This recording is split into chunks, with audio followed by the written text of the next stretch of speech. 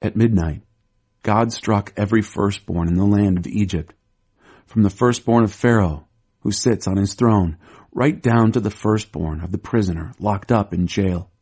Also, the firstborn of the animals. Pharaoh got up that night, he and all his servants and everyone else in Egypt. What wild wailing and lament in Egypt. There wasn't a house in which someone wasn't dead. Pharaoh called in Moses and Aaron that very night and said, "Get out of here and be done with you. You and your Israelites. Go worship God on your own terms. And yes, take your sheep and cattle as you've insisted, but go and bless me." The Egyptians couldn't wait to get rid of them. They pushed them to hurry up, saying, "We're all as good as dead."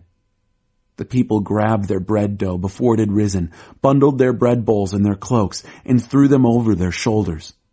The Israelites had already done what Moses had told them. They had asked the Egyptians for silver and gold things and clothing. God saw to it that the Egyptians liked the people, and so readily gave them what they asked for. Oh yes, they picked those Egyptians clean.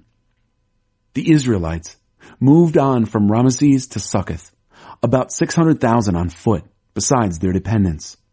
There was also a crowd of riffraff tagging along, not to mention the large flocks and herds of livestock. They baked unraised cakes with the bread dough they had brought out of Egypt. It hadn't raised. They'd been rushed out of Egypt and hadn't time to fix food for the journey. The Passover. The Israelites had lived in Egypt 430 years.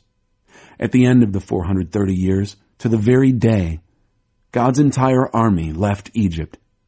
God kept watch all night, watching over the Israelites as he brought them out of Egypt. Because God kept watch, all Israel for all generations will honor God by keeping watch this night, a watch night. God said to Moses and Aaron, "These are the rules for the Passover. No foreigners are to eat it. Any slave, if he's paid for and circumcised, can eat it. No casual visitor or hired hand can eat it. Eat it in one house. Don't take the meat outside the house. Don't break any of the bones. The whole community of Israel is to be included in the meal. If an immigrant is staying with you and wants to keep the Passover to God, every male in his family must be circumcised. Then he can participate in the meal. He will then be treated as a native son, but no uncircumcised person can eat it. The same law applies both to the native and the immigrant who is staying with you." All the Israelites did exactly as God commanded Moses and Aaron.